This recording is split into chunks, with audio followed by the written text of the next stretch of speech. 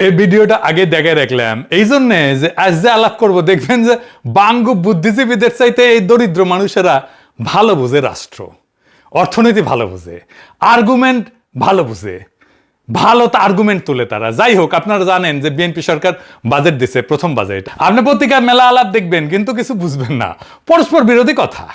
Budget আসলেই পত্রিকাগুলো ইউনিভার্সিটির মাস্টারদের যে জিগায় ক্যাঙ্কা হইল বাজেট, সেই মাস্টার গম্ভীরভাবে কিছু কথা বলে। সামষ্টিক অর্থনীতিতে ইতিবাচক ভূমিকা নিয়ে আসবে, তবে কর কাঠামোর সংস্কার না হলে এই বাজেট উচ্চাশায়ী হয়ে থাকবে। ওই মাস্টাররা যদি কন এর মানে কি, কন তো বুঝায় দেখবেন পাইতেছে না, এর মানে হইতেছে ওই নিজেই বুঝে না জিনিসটা কি, তো না বুঝলে মূল্যায়ন করবি কি। আমি বেনে কইতেছি না, দেখেন কি কইছে, উচ্চাভিলাষী, বাস্তবতা বিবর্জিত, স্বপ্ন বিলাসী ও রাজনৈতিক চমক নির্ভর। দেখেছেন, প্রস্তাবিত বাজেট অনেক বড় অঙ্কের, কিন্তু একই সাথে বাস্তবায়নের ক্ষেত্রে অসার বা ফাঁকা বলে প্রতিভাত হচ্ছে। মানে বাস্তবায়ন মনে করে ফেলিছে। মানুষের জীবনযাত্রার ব্যয় কমানো এবং নতুন কর্মসংস্থান সৃষ্টির কোনো আশাবাদ প্রস্তাবিত বাজেটে দেখা যাইতেছে না। বুঝে একেবারে উড়ে দিছে। বাজেটের মাস্টার ইকোনমিক্সের নোবেল প্রাইজ পেয়ে গেছে মনে হয় প্রত্যেকটা। আবার দেখেন, বাজেট ব্যবসা বান্ধব, সংস্কারমুখী, বাস্তবায়ন চ্যালেঞ্জ বিসিআই। এবার আপনারাই কন, কি বুঝলেন এই কথাবার্তায়? কিছু বুঝিছেন? কোন আগামাথা আছে কথাবার্তা আর নাই। বাঙ্গুরা অনেক জিনিসই বুঝে, কিন্তু একটা জিনিস একেবারেই বুঝে না, সেটা হইতেছে অর্থনীতি বা ইকোনমি। ইকোনমিটা যদি একজনই বুঝলোহিনি বাংলাদেশের, তাইলে দেশটা এতদিন ধরে এইভাবে ঘষটায় না। দেখেন, হাঙ্কের অর্থমন্ত্রী ইন্ডিয়ান মাল আমির খসরু মাহমুদ চৌধুরী কইছিল অর্থনীতি ঘুইরা দাঁড়াইতে 2 বছর লাগবি, কইছিল না মে মাসে? তারিখটা দেখান এডিটর সাহেব। বিগত সরকারগুলো থেকে সেটা মাইনাস মাইনাস এন্ড মাইনাস, এখানে যোগ কিছু নাই, সবগুলো ঋণাত্মক। এখানে এইগুলো আবার মেকআপ করতে হচ্ছে। এমনকি অনেকগুলো বিল পর্যন্ত পেমেন্ট করে নেই তারা। পাওয়ার সেক্টর, এনার্জি সেক্টর 50,000 কোটি টাকার মতো বাকি রেখে চলে গেছে। মাশাআল্লাহ, এগুলো আবার সব পে করতে হচ্ছে। সুতরাং একটা বিরাট মানে অর্থনৈতিকভাবে একটা ভীষণ আমরা ঋণাত্মক অবস্থায় আছি। এখান থেকে প্রথমে আমরা এখান থেকে বের হতে হবে, তারপরে অর্থনীতি সামনের দিকে যাবে। আপনারা নিশ্চয়ই লক্ষ্য করেছেন, আমি বলছি 2 বছর সময় লাগবে অর্থনীতি ঘুরে দাঁড়ানোর জন্য। 1 মাসও যায় না, এখন কইতেছে 4-5 বছর লাগবে ইকোনমি ঘুরে দাঁড়াইতে। কোনটা সত্য, আগেরটা না এখনকারটা? এই বাজেট নিয়ে নাকি আগে বাংলা লুথার কিং অনেকজন জ্ঞানী গুণী বিজ্ঞজনের সাথে কথা কইছে। হ্যাঁ, ভালো কথা। এর মধ্যে নাকি দেবপ্রিয় ছিল, সে বাজেট দেখে কইছে অনেকদিন পর প্রথম একটা চিন্তাশীল বাজেট পেয়েছি। দেখে বুঝতে পারে নাই কি কথা কইবে, বাজেট কি চিন্তা করতে পারে? হ্যাঁ, যাই হোক, আমি হাসিনার আমলে বাজেট নিয়ে এপিসোড করেছি, হয়তো অনেকেই মনে নাই বা দেখেন নাই। আজকে আমি হাতে ধরে দেখাই দেব বাজেট কেমনে দেখতে হয়, বিশেষ করে বাংলাদেশের মতো দেশের বাজেট কেমনে দেখতে হয়। আগে বুঝে নি বাজেট জিনিসটা আসলে কি, সেল চালায় বুঝে যাবেন কলে আমার আলাপে। এটা দেশ চালাইতে তো টাকা লাগে, মন্ত্রী মিনিস্টার আছে, আমলা আছে, ঠোলা আছে, আর্মি আছে, কর্মচারী আছে, তাদের পালা লাগে, বেতন দেওয়া লাগে, ট্যাক্স তোলা লাগে, হাসপাতাল, স্কুল, রাস্তা, মেট্রো বানানো লাগে, এর জন্য টাকা লাগে। এই টাকা কেমনে তুলবে, কত টাকা তুলবে, আর এই টাকা খরচা করে কি হাতি ঘোড়া করবে, সেটার হিসাব হইতেছে বাজেট। সিম্পল জিনিস, খুবই সিম্পল, জলবত্তল রং। এই বাজেট করার আগে নাকি তারেক রহমান সরকার মেলা বুদ্ধিজীবী অর্থনীতিবিদদের সাথে আলাপ করছে, তারপরে এই বাজেট প্রসব করেছে। তো আসেন দেখি ক্যাঙ্কা বাজেট পয়দা করেছে এত আলাপ করিয়া, তাহলে বুঝবেন এরা কেমন বুঝে বাজেট জিনিসটা, রাষ্ট্র কেমন বুঝে, অর্থনীতি কেমন বুঝে। আসেন বুঝে দেখি, আল্লাহর নামে শুরু করি। একটা সংখ্যা দিয়ে শুরু করি, মাত্র একটা সংখ্যা, 6.8%। এটা কি? এটা হইতেছে বাংলাদেশের কর জিডিপির অনুপাত। এই একটা সংখ্যা জানলে আপনি পুরা বাজেট বুঝে যাবেন, কেন রাষ্ট্র ঋণ করে, কেন গরিবের উপর কর চাপে, কেন এই মাথা মোটারা ইকোনমির কিছু বুঝে না। এই একটা সংখ্যার ভেতরে সব লুকে আছে। কর জিডিপি অনুপাত আসলে কি, এই কেনই বা এটা সব, এটা বুঝতে হলে একটা জিনিস বুঝতে হবে যে কর জিডিপি অনুপাত মানে কি, হাতি না ঘোড়া, মাথায় দেয় না খায়। একটা দেশ একটা বছরে যত সম্পদ তৈরি করে তার কত শতাংশ রাষ্ট্র কর হিসাবে তুলতে পারে। ভাবেন একটা বিশাল বাজার, সেখানে সারা বছর কেনা বেচা হইতেছে, কেউ চাল বেচছে, কেউ জামা কিনতেছে, কেউ বেতন পাইতেছে, কেউ কারখানায় মুনাফা করতেছে, কেউ কর্মচারী আছে। এই পুরা বছরের সব কেনা বেচা, সব আয়, সব মুনাফা, সব মিলায় যে সম্পদ তৈরি হয় তার নাম জিডিপি। ধরেন এই বাজারে সব মিলায় বছরে 100 টাকার লেনদেন হলো, এটাই এই বাজারের জিডিপি। বুঝেছাও? রাষ্ট্র এই বাজারের ভেতরে দাঁড়ায় আছে, এটা চান্দাবাজ। প্রত্যেকটা কেনা বেচায়, প্রত্যেকটা আয়ে, প্রত্যেকটা মুনাফায় তার একটা বখরা পাওয়ার কথা। বিক্রিতে ভ্যাট, আয়ে আয়কর, মুনাফায় কর্পোরেট কর, আমদানিতে ট্যাক্স, এই বখরাটাই কর। তাহলে প্রশ্ন, 100 টাকায় বাজার থেকে রাষ্ট্র কত টাকা ভাগ তুলতে পারলো, বখরা তুলতে পারলো? এটা হইতেছে রাষ্ট্রের ক্ষমতা। উন্নত দেশে তোলে 34 টাকা, বাংলাদেশে মাত্র 6 টাকা 80 পয়সা। এই 100 টাকার 6 টাকা 80 পয়সা, এটাই কর জিডিপি অনুপাত। বাজার বিশাল, কিন্তু রাষ্ট্রের হাতে আসে সামান্য। কর জিডিপি রেশিও এটা শুধু টাকার হিসাব না, এটা রাষ্ট্রের ক্ষমতার পরিমাপ। একটা রাষ্ট্র তার নাগরিক, বিশেষ করে ধনী নাগরিকের কাছ থেকে কতটা আদায় করতে পারে, সেটাই বলে দেয় রাষ্ট্রটা কতটা শক্তিশালী। তুলনা করেন, ইন্ডিয়ার কর জিডিপি 12%, নেপাল এমনকি যুদ্ধবিধ্বস্ত অর্থনীতির দেশগুলো আমাদের চেয়ে বেশি তোলে। আমরা দক্ষিণ এশিয়ার সবচেয়ে নিচের দিকে। কেন উন্নত দেশ উন্নত, এই একটা সংখ্যাই বইলা দেয় গলে। ধনী দেশগুলো যেমন আমেরিকা, জার্মানি, ফ্রান্স, জাপান আছে না, তাদের গড় কর জিডিপি অনুপাত হইতেছে 34%। ডেনমার্ক তোলে 45%, ফ্রান্স তোলে 43%। এবার মিলান, বাংলাদেশ 6.8, মানে উন্নত দেশগুলো তাদের অর্থনীতি থেকে আমাদের চেয়ে 5 গুণ বেশি কর তোলে। এই 5 গুণের ভিতরে লুকায় আছে কেন তারা উন্নত। ডেনমার্কে সবার জন্য বিনামূল্যে শিক্ষা, বিনামূল্যে চিকিৎসা, বেকার ভাতা, এইসব আসমান থেকে পড়ে না, আসে ওই 45% কর থেকে, কর জিডিপি অনুপাত থেকে। রাষ্ট্র ধনীর কাছ থেকে আদায় করে, তারপর সবার জন্য খরচ করে। এটাই উন্নত রাষ্ট্রের মূল মন্ত্র। আর আমরা তুলি 6.8%। তাই এটা তুলে রাষ্ট্র কি দিতে পারবে? তাই স্কুল ভাঙা, হাসপাতালে বেড নাই, ওষুধ নাই, ডাক্তার থাকে না, রাস্তায় গর্ত, কম কর মানে দুর্বল রাষ্ট্র। দুর্বল রাষ্ট্র মানে নাগরিকের জন্য কিছু করতে না পারা। আর এটাই বিএনপি সরকারের টার্গেট দিছে যে 9.6% নাকি নিবি। হ্যাঁ, 5 বছরে 6.8 থেকে 9.6%। মানে সরকার নিজেই স্বীকার করে নিচ্ছে 5 বছরেও তারা 10% দিতে পারবে না। যেখানে ডেনমার্ক 45% আর উন্নত দেশগুলোর গড় হইতেছে 34%। বাংলাদেশ 5 বছরের চেষ্টা করে 10-এর নিচে থাকবে, উন্নত বিশ্ব যেখানে দাঁড়ায় আছে তার ধারে কাছেও না। একটা রাষ্ট্র যদি তার অর্থনীতির 10% কর হিসেবে তুলতে না পারে, তাহলে নিজের ভবিষ্যৎ নিজের অর্থায়ন করতে পারবে না। তো তাকে অন্যের উপরে নির্ভর করতে হবে, ঋণের উপরে নির্ভর করতে হবে, রেমিটেন্সের উপরে নির্ভর করতে হবে, বিদেশি সাহায্যের উপরে নির্ভর করতে হবে। আর যে নিজের খরচ নিজে চালাইতে পারে না, সে স্বাধীনভাবে সিদ্ধান্তও নিতে পারে না। কর জিডিপি 6.8% মানে শুধু কম রাজস্ব না, মানে এটা একটা পরনির্ভর রাষ্ট্র। আচ্ছা, এবার আসেন, এটা খুব ইন্টারেস্টিং জায়গা দেখি। সরকার তো ট্যাক্স তুলবে, কিভাবে তুলবে? তার ইনস্টিটিউট দিয়া, তাই না? কর্মী বাহিনী দিয়া। তো জনগণ তো তার সেবা দেখবে, সরকারের সেবা দেখবে, এমন ভাবে দেখবে যে মানুষ আগ্রহ নিয়ে ট্যাক্স দিবে। সে জানবে যে এই ট্যাক্সের টাকায় এমন সব সেবা আর সুবিধা পাবে যে সেটা নিজেও ব্যবহার করতে পারবে। এই যে রাষ্ট্রযন্ত্র আমরা পালি, পুলিশ, আর্মি, আমলা, কর্মচারী, এসব তো নাগরিকদের জন্য রাষ্ট্রের সেবা নিশ্চিত করার জন্য, তারাই তো ট্যাক্স তুলবে। তাহলে আসেন দেখি, এই বিপুল রাষ্ট্রযন্ত্রকে পালতে আমরা কত খরচা করি আর তার তুলনায় কি পাই। এই বাজেট তো 9,38,000 কোটি টাকা, তাই না? কাদের জন্য? সবাই লাফাইতেছে, ইতিহাসের সবচেয়ে বড় বাজেট দিছে বিএনপি। তো এই বাজেটের টাকা কার জন্য খরচা হবে? আমার আপনার জন্য না, আমার আপনার জন্য না। এই বাজেটের 4/3 ভাগ সরকারের পরিচালন ব্যয়, মানে বেতন ভাতা, প্রশাসন, অফিস, গাড়ি আর পুরানো ঋণের সুদ। মোট বাজেটের 74.5%, প্রায় 3/4। মানে কি দাঁড়াইলো?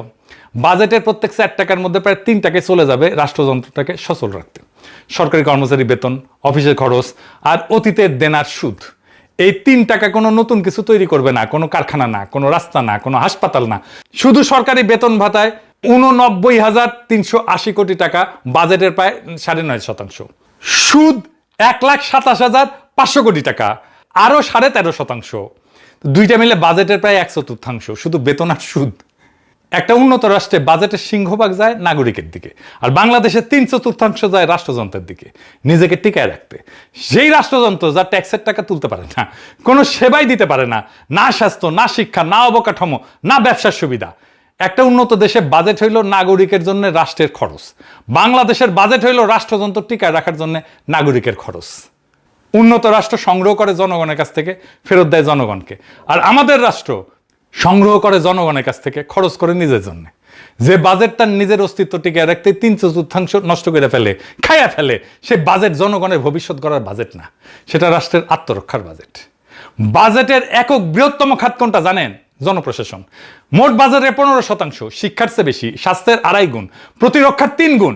বাজেটের সবচেয়ে বড় খাত নাগরিকের শিক্ষা বা স্বাস্থ্য না, প্রশাসন নিজে। যাদের সার না বললে মাইন্ড করে সেই জনপ্রশাসন যারা হাসিনার আমলে বিনা ভোটে নির্বাচন করছে, সেই জনপ্রশাসন যারা হাসিনার পড়ার পরে ইউনূস সরকারের কাছ থেকে বেতন বাড়াই নিছে, সেই জনপ্রশাসন যারা বাংলাদেশের সম্পদ লুট করে অবসর জীবনে পশ্চিমে পাড়ি জমায়, সেই জনপ্রশাসন যাদের বেতনের টাকায় সংসার ঠিক মতো চলার কথা না থাকলেও পোলা মাইয়ারা বিদেশে পড়াশোনা করে, নিজের হেলথ চেক আপের জন্য যায় বিদেশে। একটা প্রশাসনের মূল কাজ দুইটা, কর আদায় করা আর সেই টাকায় সেবা দেওয়া। আর এই প্রশাসন অর্থনীতির মাত্র 6.8% কর তুলতে পারে, মূল কাজেই ব্যর্থ। অথচ বাজেটের সবচেয়ে বড় খরচ এই প্রশাসনই চালানো হয়। একটা কোম্পানির কথা ভাবেন, যার সেলস ডিপার্টমেন্ট বিক্রি করতে পারে না, অথচ কোম্পানির সবচেয়ে বড় খরচ সেই ডিপার্টমেন্টের বেতন হয়। এই কোম্পানি, বেসরকারি প্রতিষ্ঠান টিকবে 1 বছরও টিকতো না, কিন্তু বাংলাদেশ টিকে আছে। কিভাবে টিকে আছে? আমাদের রক্ত চুষে চুষে। একটা উন্নত দেশে একটা বিশুদ্ধ প্রশাসন, সরকার চালানো খরচ কখনোই বাজেটের বৃহত্তম খাত হয় না। তাদের বাজেটের শীর্ষে থাকে সামাজিক সুরক্ষা, স্বাস্থ্য, শিক্ষা, নাগরিকের সেবার জন্য যা দরকার। প্রশাসন সেখানে সেবা বিতরণের একটা ছোট্ট খরচ মাত্র। আমাদের এখানে প্রশাসনের শীর্ষে। একটা উন্নত রাষ্ট্রের বাজেটের চেহারা নাগরিক কেন্দ্রিক, আমাদের বাজেটের চেহারা প্রশাসন কেন্দ্রিক। আর এই বাজেটকে দেবপ্রিয় বলে চিন্তাশীল বাজেট। তার মানে বুঝেছেন, ওই বাজেট রাষ্ট্র কিছু বুঝে। হ্যাঁ, কি মনে হয় বুঝে? বুঝবে কেমনে? সোভিয়েত ইউনিয়ন পড়াশোনা করেছে প্লেখানোভেন ইনস্টিটিউটে, উঠে পিএইচডি করেছে, ও পিএইচডি। এবার একটা জিনিস দেখায়, চমকায় যাবেন। আমরা যখন রাজনীতি করতাম, বাজেট আসলেই কইতাম গরিব মারার কালো বাজেট মানি না, মানবো না। তা আমি জিগাইতাম গরিব মারে কেন বাজেট? জবাব দিতে পারতো না সিভিভির নেতারা। বুঝুম বাজুম মেলা কিছু কইতো, কিন্তু আসলে এই বাজেট গরিব মারার। আসলে কথাটা ঠিক আছে, টাকা যা তোলা হয় বাজেটের, তা গরিবের কাছ থেকে বেশি তোলা হয়। এটাই হইতেছে বাঙ্গুদের বাজেটের সবচেয়ে নির্মম অংশ। এটা বিস্তারিত বুঝতে হলে দেখতে হবে কর আসে কোথায় থেকে। কর দুই ধরনের, প্রত্যক্ষ কর, ধনীর আয়ের উপরে, মুনাফার উপরে, সম্পদের উপরে সরাসরি কর। যত আয় বেশি তত কর বেশি। আর পরোক্ষ কর, ভ্যাট, শুল্ক, এটা পণ্যের দামের সাথে মিশে থাকে। একটা সাবান কিনলে ধনী গরিব সবাই একই ভ্যাট দেয়। গরিবের আয়ের অনুপাতে করের বোঝা বেশি পড়ে। বড়লোকরা সাবান কিনে যে ট্যাক্স দেয়, গরিব একই পরিমাণে ট্যাক্স দেয়। বাংলাদেশে এই অনুপাতটা কত? মোট রাজস্বের মধ্যে আয় কর 37%, ভ্যাট 37%, আর আমদানি শুল্ক 26%। তাহলে প্রত্যক্ষ কর মানে আয় কর, মানে বড় লোকদের কাছ থেকে বাজেটের করের 37% আসে। আর পরোক্ষ কর, ভ্যাট আর শুল্ক মিলে আসে 63%। মানে দাঁড়াইলো রাষ্ট্র যত কর তোলে তার 2/3 আসে ভোগের উপরে বসানো পরোক্ষ কর থেকে, গরিব মানুষের উপর থেকে। অনুপাতে প্রত্যেক 1 টাকা প্রত্যক্ষ করের বিপরীতে 2.25 টাকা পরোক্ষ কর। পরোক্ষ করের কি বড় সমস্যা সেটা তো বলছি, জানেন। এটা তো গরিব ধনীকে আলাদা করে দেখে না। আবার একটু বুঝে দেখি বিস্তারিত। ধরেন একজন রিক্সা চালক যখন 1 কেজি চিনি কেনে, আর একজন কোটিপতি যখন একই চিনি কেনে, দুইজনই হুবহু একই ভ্যাট দেয়। কিন্তু রিক্সা চালকের কাছে সেই ভ্যাটের টাকাটা তার দিনের আয়ের একটা বড় অংশ, কোটিপতির কাছে কিছুই না। আরেকটা উদাহরণ দিই, ধরেন একজনের মাসিক আয় 10,000 টাকা, আর একজনের 10 লাখ টাকা। দুইজনই মাসে চাল, ডাল, সাবান, ভ্যাট সব মিলে ভ্যাট দিল 500 টাকা। গরিব মানুষটা আয়ের 5% চলে গেল ভ্যাটে, ধনী মানুষটার গেল 0.05%। 100 গুণ পার্থক্য। দুই মানুষে একই ভ্যাট দিল, একই সেবা পাইল, কিন্তু পার্থক্য 100 গুণ। একই কর, কিন্তু বোঝা উল্টা দিকে। যত গরিব তত বেশি বোঝা। এটাই পরোক্ষ করের আসল চেহারা। আর বাংলাদেশের রাষ্ট্র চলে মূলত এই করের 2/3। তাহলে গরিব মারার কর ব্যবস্থা না এটা? এবার উন্নত দেশের সাথে মিলান, আর মন দিয়ে শোনেন সংখ্যাটা। ধনী দেশগুলোতে ভোগের উপরে বসানো কর মানে আমাদের ভ্যাট শুল্কের সমতুল্য, মোট করের মাত্র 31%। আমেরিকায় আরো কম, 17%। আর সেখানে বেশিরভাগ কর আসে আয়ের উপরে, মুনাফার উপরে, সামাজিক নিরাপত্তা অবদানের উপরে, সরাসরি প্রত্যক্ষ কর। পার্থক্যটা ধরেন, বাংলাদেশে ভোগের কর 63%, উন্নত দেশে 31%। মানে আমরা সাধারণ মানুষের ভোগের উপরে তাদের চাইতে দ্বিগুণ হারে নির্ভর করি, আর তারা ধনীর আয়ের উপরে আমাদের চেয়ে অনেক বেশি নির্ভর করে। দুই একটা পার্থক্য বলে দেয় দুই ধরনের রাষ্ট্রের চরিত্র। উন্নত রাষ্ট্র ধনীর কাছ থেকে আদায় করে, গরিবকে রেহাই দেয়। আমাদের রাষ্ট্র গরিবের ভোগ থেকে আদায় করে, ধনীকে রেহাই দেয়। এটাই জিনিস, এটাই কর, কিন্তু উল্টা দিকে বসানো। আমরা তো আমেরিকায় গালি দিতে দিতে একেবারে হয়রান হয়ে যায়। সাম্রাজ্যবাদ, সাম্রাজ্যবাদ নিপাত যায়। দেখেন তাদের কর ব্যবস্থাটা কেমন গরিব বান্ধব। তা এখন কেন বাংলাদেশ রাষ্ট্র ধনীর আয়ের উপরে কর তুলে অনুপাত তুলতে দিতে পারে না? কেন উন্নত দেশে পারে? কারণ যেই শ্রেণী প্রত্যক্ষ কর দেবে তারা বড় ব্যবসায়ী, শিল্পপতি, জমির মালিক, রাষ্ট্র তাদের উপরে নির্ভরশীল, নির্বাচনে টাকা লাগে, দল চালাতে টাকা লাগে, ক্ষমতায় থাকতে ব্যবসায়িক জোট লাগে, ফলে রাষ্ট্র সেই শ্রেণীকে শাসন করে না, তাদের সেবা করে। আর কর তুলে আনে যাদের কোনো দর কষাকষির ক্ষমতা নাই, সাধারণ ভোক্তার কাছে থেকে প্রত্যেকটা কেনাকাটার ভিতরে লুকায় সে করটা তোলে। তাই এই যে কর জিডিপি রেশিও 6.8%, এটা কোনো টেকনিক্যাল ফেলিওর না, এটাই সিস্টেম, এইভাবে বানানো হয়েছে সিস্টেম। এটা একটা রাজনৈতিক সত্য। এই রাষ্ট্রের সাথে তার ধনী নাগরিকের প্রকৃত কোনো করের চুক্তি নাই, শ্রেণী আছে, কিন্তু রাষ্ট্র তাদের কর জালের মধ্যে আনতে সক্ষম না, কারণ রাষ্ট্রটাই সেই শ্রেণীর হাতে বন্দী। এই কারণে আমাদের কর জিডিপি রেশিও বাড়ে না। আরেকটা জিনিস দেখেন, কর কম ওঠার জন্য কি কাফারা আমরা দিই। পর্যাপ্ত কর তুলতে না পারলে সরকারকে ঋণ নিতে হয়, যে ঋণ নিছে তার সুদ দিতে হয়। এই সুদে এক বছরে কত দিতে হবে জানেন? এই এক বছরে 1,27,500 কোটি টাকা। 1,27,500 কোটি টাকা। শিক্ষায় 1,36,000 কোটি টাকা, সুদে 1,27,500 কোটি টাকা। সুদের বিল শিক্ষা বাজারের প্রায় সমান। একটা জাতির পুরা শিক্ষা, স্কুল, সব স্কুল, কলেজ, বিশ্ববিদ্যালয়, শিক্ষকের বেতন, বই, অবকাঠামো, তার পেছনে রাষ্ট্র যা খরচ করে প্রায় ততটাই দিতে হইতেছে শুধু পুরনো ঋণের সুদে। যে রাষ্ট্রের অতীতের দেনা তার ভবিষ্যতের বিনিয়োগের সমান, সে সামনে আগাইতেছে না পিছাইতেছে? লুথার কিং এর সামনে তো কোনো পথ নাই। কর তুলতে না পারলে ঋণ করতে হবে, ঋণ করলে সুদ দিতে হবে, সুদ দিলে এই শিক্ষায় টাকা কমে যাবে। কিন্তু কোন খাতে বরাদ্দ কমলো দৃশ্যমান ভাবে, এটা জানেন? আমাদের আর্মি ভাইরা জানেন? জানেন না? আসেন দেখে দিই। যখন কোনো খাতে বরাদ্দ বাড়লো বলা হয় সেটা টাকার অঙ্কে, কিন্তু টাকার দাম তো প্রত্যেক বছর কমতেছে। সেটার নাম মূল্যস্ফীতি। আমরা জানি সরকার নিজের হিসাবে মূল্যস্ফীতি 7.5% আশেপাশে। মানে গত বছর যেই কাজ করতে 100 টাকা লাগতো, এই বছর সেটা করতে 107 টাকার বেশি লাগবে। তাই কোনো খাতের বরাদ্দ যদি 7.5% কম বাড়ে, তাহলে টাকার অঙ্কে বাড়লেও সে আসলে খাত আগের চেয়ে কম টাকা পাইল, মূল্যস্ফীতি পুরোটা খেয়ে ফেললো। এবার তাহলে মন্ত্রণালয়গুলো দেখি। প্রতিরক্ষা মন্ত্রণালয় 42,497 কোটি টাকা পাইছে, টাকার অঙ্কে বাড়লো 4%, কিন্তু মূল্যস্ফীতি 7%। বিয়োগ করেন প্রকৃত অর্থে প্রতিরক্ষা বাজেট আসলে 3% কমছে। এবার স্বরাষ্ট্র মন্ত্রণালয়, পুলিশ, র্যাব, বিজিবি, আনসার 27,000 থেকে 31,000 কোটি টাকা, টাকার অঙ্কে 15% পাইছে। মূল্যস্ফীতি বাদ দিল প্রকৃত বৃদ্ধি 7.5%। দুইটা পাশাপাশি রাখেন, মূল্যস্ফীতির পর প্রতিরক্ষা কমলো, স্বরাষ্ট্র বাড়লো 7.5%। সব খাতে বরাদ্দ যখন মূল্যস্ফীতিতে ক্ষয় হইতেছে, তখন রাষ্ট্রের নিপীড়নের যন্ত্র যা হাসিনার নির্দেশ অক্ষরে অক্ষরে পালন করে গেছে, শেষ পর্যন্ত আপা পালানোর পর যাত্রা বাড়িতে পালানোর সময় গুলি করে গণহত্যা করছে, কার্যত এরাই একমাত্র খাত যা সত্যিকার অর্থে মোটা হইল। যে অভ্যুত্থান হয়েছিল হাসিনার পুলিশের দমন পীড়নের বিরুদ্ধে, যে সরকার পরিবর্তনের বয়ান নিয়ে আসলো, আর প্রথম বাজেটে শিলং সালাউদ্দিন প্রতিরক্ষা কমাইলো, স্বরাষ্ট্র বানাইলো, নিজেরটা বেড়াই নিল। যে সামরিক বাহিনী বিপ্লবের পক্ষে দাঁড়াইলো, তার বরাদ্দ কমলো আজিব ভাত। এখন আমার ক্ষুদ্র ভ্রাতার ভগিনীরা কইবে, তাইলে কিভাবে আমরা রাষ্ট্রের আয় বাড়াইতে পারি? আপনি কয়া দেন, আমি আর কি কমু কর। আপনারা দেখছেন জামাত এনসিপি দুই দলই বিকল্প বাজেট দিছে না, দুই দলের একটা টিম কাজ করছে না? করছে তো। তারপরে ওই দুই দলের একবারের জন্য আমার কিন্তু জিগাইনি, আচ্ছা বলেন তো আমরা একটা বিকল্প বাজেট দিব, আপনার মতামত কি? তারেক রহমান তো দেবপ্রিয়রে ডাকছে, তাই না? দেবপ্রিয় তো বিএনপি করে না, তাও ডাকছে। জামাত আর এনসিপি কোন পিওরে ডাকছে? নাকি কাউরি ডাকে নাই? আমার ধারণা কাউরি ডাকে নাই, কারণ ওরা তো সবার থেকে বেশি বুঝে। জামাত এনসিপি যে বিকল্প বাজেট দিচ্ছে, আমি কোনো মূল্যায়ন করব না, আপনারাই এই আলাপ করলাম, তার আলোকে দেখবেন ওরা এমন কি বিকল্প বলছে যা লুথার কিং দিছে, তারা একই জিনিস দিছে, কোনো বিকল্প দেখায়নি। আপনারা দেখেন সংসদে কি আলাপ করে, কোনো বুদ্ধিদীপ্ত আলাপ করতেই পারবে না এরা। তারপরে বলি, আমি এই বাজেট নিয়ে কাজ করলে কি করতাম? কর জিডিপি 6.8 থেকে বাড়াইতাম আমি। কর বাড়ানোর কথা উঠলে সরকার একটা কাজই করে, যে ইতিমধ্যে যারা কর দেয় তার ঘরে আরো ট্যাক্স চাপায়, ভ্যাট চাপায়, করদাতার হার বাড়ায়।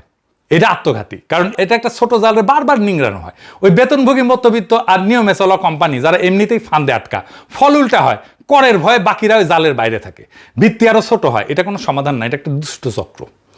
আসল রাস্তা হার বাড়ানো না, ভিত্তি বাড়ানো। আর এটার একটাই উপায় হইতেছে ফর্মালাইজেশন। একটা সংখ্যা শোনেন, আমাদের কর্মসংস্থানের 88% ইনফর্মাল। প্রায় 9 কোটি মানুষ এমন এক অর্থনীতিতে কাজ করে যা রাষ্ট্রের চোখে অদৃশ্য, অথচ এরা কিন্তু অর্থনৈতিক ইকোনমির ভেতরে আছে। তারা সম্পদ সৃষ্টি করতেছে, কেনাবেচা করতেছে, আয় করতেছে, কিন্তু কর জালের বাইরে আছে। কর জিডিপি 6.8 মানে এই অর্থনীতির বিশাল অংশটা রাষ্ট্রের নাগালের বাইরে। এইটা একটা ছায়া অর্থনীতি, এটার আলোয় আনতে হবে। এটাই হওয়া উচিত কেন্দ্রীয় অগ্রাধিকার, কারণ এইটাই কর বাড়ানোর একমাত্র সৎ যন্ত্র। কেন? রাষ্ট্র যা মাপতে পারে না তার তো শাসন করতে পারে না। কর তো দূরের কথা, যে অর্থনীতি পরিসংখ্যানে নাই সেখান থেকে রাষ্ট্র 1 পয়সাও তুলতে পারবে না, পারবেই না। আর সেই মানুষগুলো 1 পয়সা দেবেও না। ইনফর্মাল মানুষ কেন কর দেয় না? কারণ কর দিয়া বিনিময়ে তো সে কিছু পায় না। রাষ্ট্র যদি বলে যে তুমি আমার কর দাও, তা মানুষ কবে কেন তুমি আমার জন্য কি করো, তোমার আমি কেন কর দেবো? তাই কাজ হয় তখন একটাই দ্বিমুখী, তুমি কর দাও, বিনিময়ে পাও কিছু। কি কি? পেনশন পাও, দুর্ঘটনা বীমা পাও, ব্যাংক ঋণ পাও, আইনের সুরক্ষা পাও, রাষ্ট্র পায় রাজস্ব, আর এই ইনফর্মাল সেক্টর পায় সুরক্ষা, এর কর্মীরা পায় সুরক্ষা, এরা পায় পুঁজি, তাদের বৃদ্ধির একটা সুযোগ সৃষ্টি হয়। এটাই সেই কর চুক্তি যা আমাদের কোনোদিন হয় নাই। আমার হাতে ক্ষমতা থাকলে 9 কোটি মানুষের ছায়া থেকে তুলে আনতাম, তাদের স্বীকৃত করতাম, সুরক্ষিত করতাম, দৃশ্যমান করতাম, ইকোনমির মধ্যে আনতাম, ফর্মাল ইকোনমির মধ্যে আনতাম। কর বাড়াইতাম কিন্তু হার বাড়াইতাম না। মানুষকে জালে এনে সেইখানে জালে আসাটাই লাভজনক সেটা দেখাই দিতাম। 10 বছরে এই দেশ বদলাই যেত। মনে আছে না শুরুতে যে গরিব মানুষের ভিডিও দেখাইলাম, যারা বিশ্ববিদ্যালয়ে পড়ে নাই, যারা গম্ভীর মুখে সামষ্টিক অর্থনীতির বুলি কপসায় না, তারা কিন্তু একটা জিনিস ঠিকই বোঝে, তারা বুঝে রাষ্ট্র তাদের কাছ থেকে ন্যায় ফেরত দেয় না। এই সহজ সত্যটা এই বাঙ্গ বুদ্ধিজীবীটা 5টা ডিগ্রি নিয়েও বুঝে না, কারণ বুঝতে চায় না। দেবপ্রিয় সাহেব এই বাজেটকে দেখে আবেগে কইল চিন্তাশীল বাজেট। আমি আপনাদের হাতে ধরে দেখাইলাম এই বাজেটে চিন্তার চও নাই, আছে শুধু একটা রাষ্ট্রযন্ত্র যে নিজের টিকায় রাখতে 4 টাকা 3 টাকা খায়া ফেলে। বাঙ্গুদের এই গরিব মারার বাজেট কোনো নিয়তি না, কোনো অভিশাপও না, এটা একটা পছন্দ। এটা বদলানো যায়, 10 বছরে এই দেশটারে বদলায় দেওয়া যেত। দরকার একটাই জিনিস, সাহস আর বুদ্ধিমত্তা। ধনীর দরজায় যায় কর চাওয়ার সাহস, নিজের আমলাতন্ত্রের জবাবদিহি করানোর সাহস, গরিবের পকেট থেকে হাত সরায় ধনীর পকেটে হাত দেওয়ার সাহস। এই বাজেট সেই সাহস দেখায় নাই। কিন্তু মনে রাখবেন, পথটা বন্ধ না, কোনোদিন বন্ধ ছিলও না। আমরা শুধু সেই নেতৃত্বটা পাই নাই যে এই পথে হাঁটবে। কিন্তু একদিন হবে, একদিন না একদিন হবে। শুধু স্বপ্নটা দেখেন, স্বপ্ন করলে একদিন না একদিন সত্য হয়। স্বপ্নটা দেখে যাইতে হবে। সেই দিনের অপেক্ষায় আমরা থাকলাম। ইনকিলাব জিন্দাবাদ।